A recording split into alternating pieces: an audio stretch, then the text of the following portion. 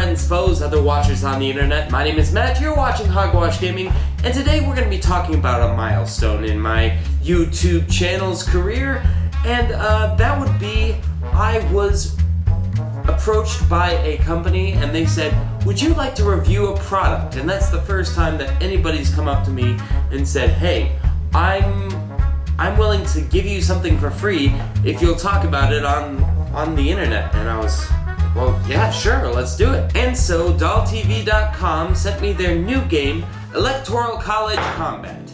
Where should we start? Well, let's talk about what this game is. Basically, what you're doing is you have two players, and those two players are trying to become president.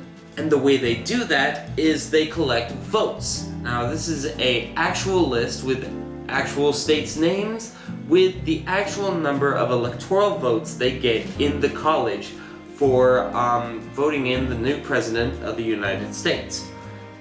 Which in itself is already very educational. I didn't know this stuff growing up, but you know, if I played this game enough, I would start paying attention to how many votes each state got. And if this little card isn't enough for you to remember, let's open up the game and I'll show you some of the cards here.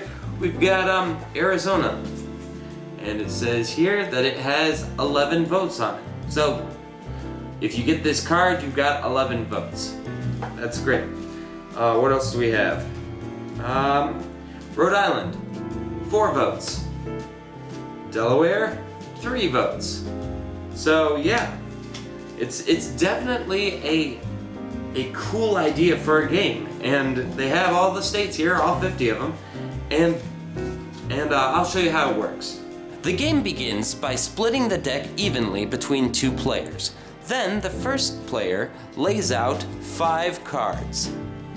1, 2, 3, 4, and I wish I had a wider angle on this. Here we go. Can you see all of those? 5. All right. So then each player flips over a card. So I'm gonna flip over this one, and my opponent will flip this card.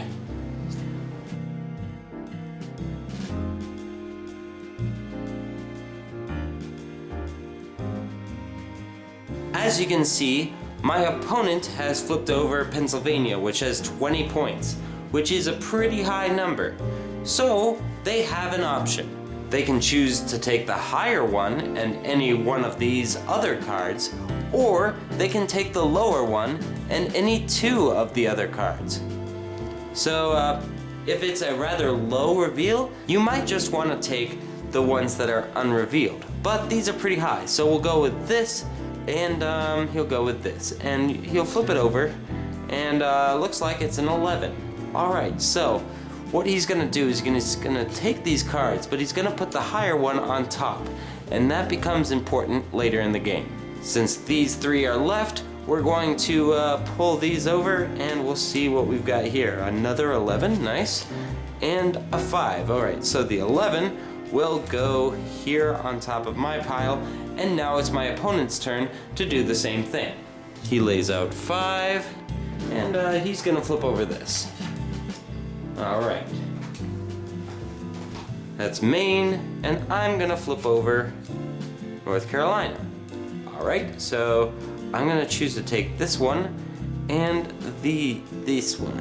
And this one is Vermont, and I have North Carolina. So North Carolina is higher than any of the other ones as far as number of votes, so that goes on top. And my opponent has Alaska, Delaware, and Maine, which are 3, 3, and 4, so we'll keep Pennsylvania on top. Alright, so this is the last turn for each player. Each of them have 3 cards in their deck, and what they're going to do is they're going to take their highest scoring card and put it in the deck, and then they can choose whichever other card they want to. And it can be high or low. I'm not feeling super confident here, so let's get a low one. Let's throw Nebraska in there. And yeah, so there we go. So now the player shuffles it up and make sure that he/she can't see what they're doing, and you might want to hand it over to the opponent and have them shuffle just to keep everyone honest. But you know, this is an American election, everyone's honest. You know, it's just the American way. And then you lay out the 5, and each person chooses once more. So we're gonna go with ooh, got lucky there. Lucky.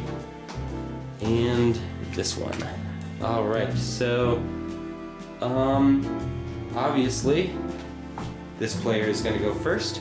So they're gonna definitely take Texas, because that's great. They don't know what the value is of anything else, because although they chose, well, they did choose Nebraska. So Nebraska's out there. I would actually take that. Yeah, take these two. That's a good choice, and that leaves Minnesota, Nebraska, and South Dakota, which isn't as much points as that, but there you go. Alright, so now it is this player's turn. They're gonna have to put California on the docket here, and what are they gonna put on there? And as far as I know, they don't have to show the other player what the other card would be. So we will go like that, and shuffle these up. And as before, lay it out. And they're gonna choose here. Not as lucky as this player. California is still on the board. Alright. Oh, we flip over here. Connecticut. Ooh. Okay. So this player, he's got a choice. He knows that California is out there. He knows that. So, he has an option. He can take the higher one now, and then take one of these, or you can take the lower one and have a double chance of finding California. And let's face it, California is a huge win or lose kind of thing. So he's probably gonna take the lower. And he's just gonna go with these because they're conveniently next to each other, and that was a good choice because he gets these two. That's 14 plus 55.